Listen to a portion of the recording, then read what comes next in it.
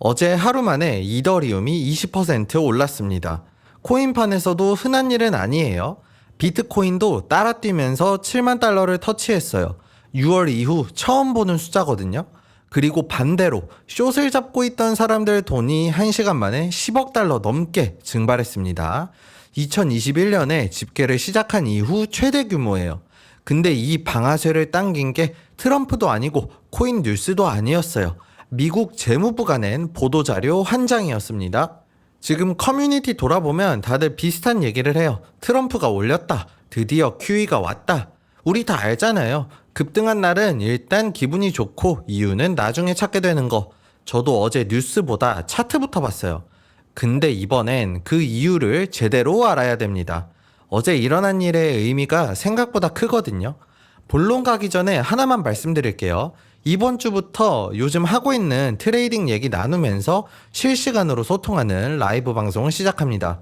구독하고 알림 설정을 걸어 두셔야 방송 켤 때 바로 아실 수 있어요. 영상에 못 담는 실시간 얘기는 텔레그램이랑 오픈 채팅에서 하고 있고 링크는 설명란에 있습니다. 제가 실제로 얼마를 들고 트레이딩을 하고 있는지 보실 수 있습니다. 그럼 어제 새벽으로 돌아가 보죠. 화요일 밤 미국 30년물 국채금리가 5.34%를 찍었습니다. 2007년 이후로 못 보던 숫자예요. 19년 만에 최고치죠. 쉽게 말하면 미국 정부가 30년짜리로 돈 빌리는 값이거든요.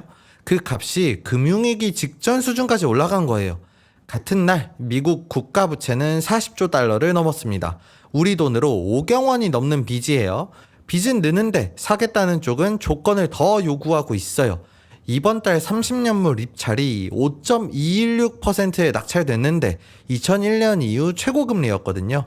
이자를 그만큼 얹어줘야 팔린다는 얘기죠. 그 와중에 코인은 죽을 쓰고 있었죠. 비트코인은 64,000 언저리에서 몇 주째 기어다니고 있었고요. 그러다 수요일 아침 8시 반 재무부 홈페이지에 보도자료 하나가 올라옵니다. 내용은 사실상 한 줄이에요. 구형 장기국채를 사주는 바이백 한도를 회당 20억 달러에서 최소 40억 달러로 2배 이상 올리겠다. 발표가 나오자마자 30년물 금리가 6월 말 이후 최대폭으로 꺾입니다. 달러는 빠지고 금은 튀고 나스닥도 올랐어요. 유동성 온다는 반응이 시장 전체에 깔린 거죠. 그리고 제일 크게 반응한 게 코인입니다.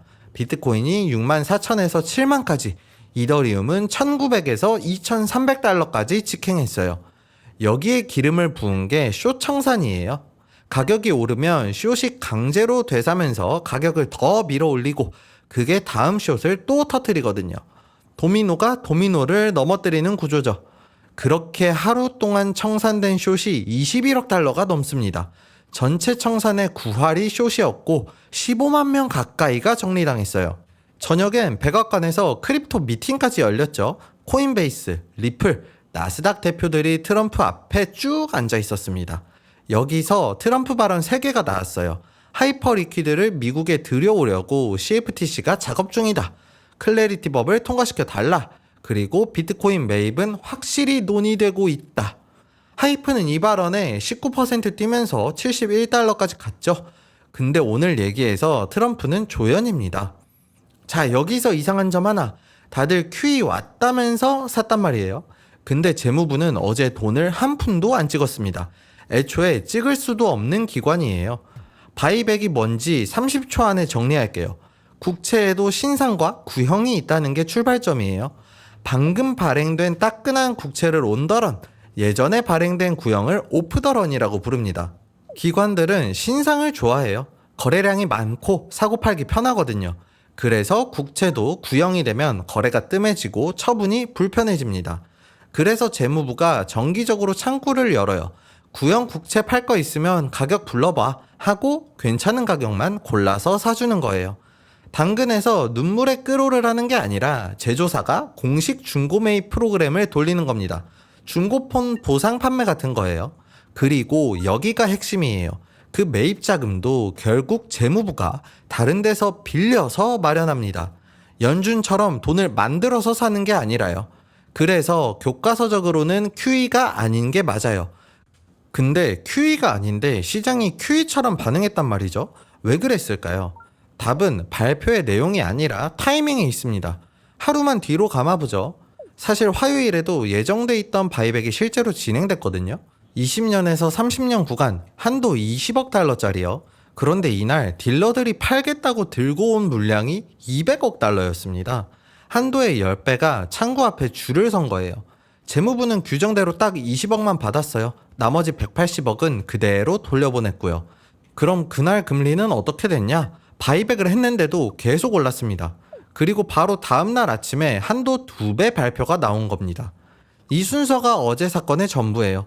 도구가 안 먹히니까 하루 만에 도구를 키운 거죠. 이게 왜 심상찮은 일이냐면 재무부는 원래 예측 가능함이 생명인 조직이거든요. 서프라이즈를 하면 안 되는 곳이에요. 1970년대부터 규칙적이고 예측 가능하게라는 원칙을 지켜왔고 바이백 스케줄도 불과 2주 전에 발표해 놓은 상태였습니다. 그걸 스스로 뒤집은 거예요. 그러니까 시장이 읽은 메시지는 바이백의 규모가 아닙니다. 금리가 이 선을 넘으면 재무부가 움직인다. 방어선의 위치를 보여준 거예요. 연준 푸시라는 말은 들어보셨죠? 시장이 어제 목격한 건 재무부 푸세 탄생입니다. 포커로 치면 판돈을 올린 게 아니라 패를 보여준 거죠. 나 여기서 무조건 콜이야 하고요. 구조도 한번 뜯어보죠. 장기채를 사준 돈은 어디서 나오냐면 단기 국채를 더 발행해서 메웁니다. 그러니까 시장에서 장기 채권을 걷어내고 그 자리에 단기 채권을 뿌리는 일종의 만기 교환이에요. 이 구조를 보고 TD증권이 정확한 이름을 붙였어요. 이건 QE가 아니라 재무부판 오퍼레이션 트위스트다. 2011년에 연준이 썼던 그 작전이에요. 다만 결정적으로 다른 게 하나 있죠. 그땐 돈을 찍을 수 있는 연준이 했고 지금은 빚을 내야 하는 재무부가 하고 있다는 거. 그리고 이 장면 코인 오래 하신 분들은 데자뷰가 와야 정상입니다. 2023년 가을이요. 그때도 10년물이 5%를 뚫으면서 시장이 곡소리를 내고 있었어요. 비트코인은 3만 달러대에서 1년 넘게 기어다니던 시절이고요. 그해 11월 1일 옐런 재무부가 분기 발행 계획을 내면서 장기물 발행을 예상보다 확 줄입니다. 공급을 조여서 장기 금리를 눌러준 거예요. 그 다음 흐름은 다들 아시는 대로죠. 채권이 돌고 주식이 돌고 마지막에 제일 크게 돈 게 코인이었습니다. 비트코인이 3만 달러 중반에서 출발해 다음해 3월에 7만 3천 달러 신고가를 갈아치웠어요. 그때 시장이 붙인 이름이 있습니다. 스텔스 QE. 돈은 안 찍었는데 QE 효과가 났다는 거죠. 두 장면의 공통 메커니즘은 하나예요. 재무부가 장기물 수급을 조절해서 금리를 누르면 눌린 금리가 위험자산의 연료가 된다. 차이점도 분명히 짚을게요.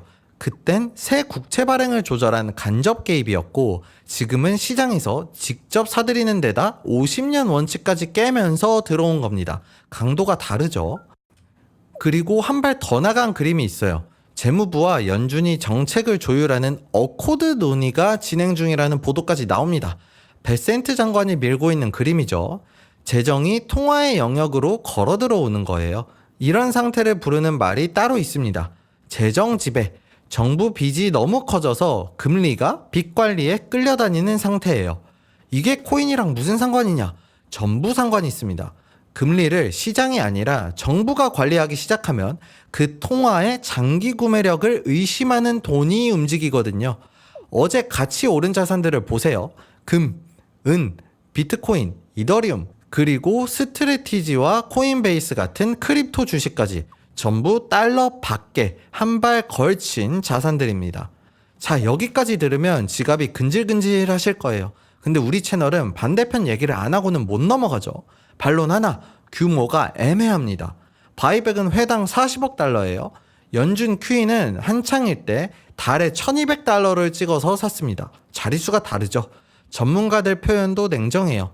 TD증권은 QE 같은 광범위한 유동성 공급이 아니라고 선을 그었고 원포인트 BFG의 부크바는 빚을 갚는 게 아니라 만기를 재배열하는 것뿐이라고 했습니다. 게다가 장기채를 산 만큼 단기채를 더 찍어야 하니까 부담이 사라지는 게 아니라 자리를 옮기는 거라는 지적도 있고요. 반론 둘, 어제 랠리의 성분입니다. 새 돈이 들어왔다기보다 쇼판 돈을 뺏은 랠리에 가깝다는 시각이 있어요.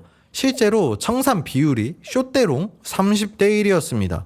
쏠림 포지션이 청소된 것뿐이라면 연료는 금방 떨어져요. 다만 여기엔 반대 데이터도 있긴 합니다. 이더리움 ETF에 이틀간 1억 달러가 들어왔고 선물 거래량은 오히려 줄면서 가격이 올랐거든요. 레버리지가 아니라 현물이 끌었다는 신호죠. 반론 셋, 이건 시한부 조치입니다. 일단 11월 4일 분기 리펀딩까지만 유효하고 그 뒤는 그때 가서 정한다고 했어요. 트럼프 발언도 냉정하게 볼 필요가 있죠. 비트코인 매입은 논의 중이지 확정이 아니고 클래리티 법의 통과 확률은 베팅 시장에서 20%대에 불과합니다. 그러니까 어제 하루를 가지고 상승장 개막을 선언하는 건 성급하다는 것, 이쪽 무게도 같이 놓고 봐야 해요. 자, 정리해보죠. 표면에서 벌어진 일은 이겁니다. 이더리움 20% 급등, 비트코인 7만 터치, 그리고 집계사상 최대의 쇼청산. 한 겹 아래에는 방아쇠가 있었죠. 19년 만에 최고로 치솟은 장기금리, 그리고 그걸 거꾸로 나온 재무부의 기습 발표. 여기서부터는 확인된 얘기가 아니라 제 해석인데요. 저는 Q이냐 아니냐 논쟁 자체가 빙산의 일각이라고 봅니다. 진짜 사건은 이거예요. 금리의 최종 방어자 자리에 재무부가 걸어 들어왔다는 것. 돈을 찍었던 안 찍었던 그 선례가 어제 만들어졌습니다. 연준이 안 움직이는 동안 재무부가 직접 개입했고 시장은 이제 방어선이 있다는 걸 알아요. 이런 학습은 되돌리기가 어렵습니다. 그래서 저는 어제 급등의 절반은 쇼청산이라는 일회성 연료였고 나머지 절반은 이 선례에 대한 가격 반영이 시작된 거라고 봅니다. 앞에 절반은 이미 타버렸고 뒤에 절반이 진짜 시험대예요. 검증 포인트도 박아둘게요. 9월 9일 첫 확대 바이백이 실제로 집행되는지, 그리고 11월 4일 리펀딩에서 이게 연장되는지, 연장되면 일회성 소방수가 아니라 상설 장치가 되는 겁니다. 틀리면 그때 와서 제가 먼저 말씀드릴게요. 당연히 매수매도 권유 아니고 레버리지의 결말은 어제 청산당한 15만 명이 대신 보여줬으니 판단은 각자의 몫입니다. 여러분은 어떻게 보세요? 어제가 A, 새 유동성 사이클의 시작인지, B, 일회성 소방수의 출동이었는지, 아니면 C, 11월까지 지켜봐야 하는지 댓글로 남겨주세요. 다음 떡밥도 하나 걸어둘게요. 9월 15일에 클래리티법 상원 표결이 잡혀 있습니다. 통과 확률 20%짜리 표결이 어떻게 되는지 그때 또 다뤄볼게요. 그리고 공지드린 대로 이번 주부터 라이브 방송을 시작합니다. 요즘 하고 있는 트레이딩 얘기랑 시장 얘기 실시간으로 소통하는 방송이에요. 제 일부 시드를 오픈해서 방송하니까 아마 재밌게 보실 수 있을 거예요. 방송은 예고 없이 켜질 수 있으니까 구독하고 알림 설정을 미리 걸어두셔야 놓치지 않습니다. 텔레그램이랑 오픈 채팅에도 방송 켜면 바로 공지해요. 링크는 설명란에 있습니다. 그럼 저는 9월 9일 첫 바이백 결과를 들고 다시 오겠습니다. 시청해주셔서 감사합니다.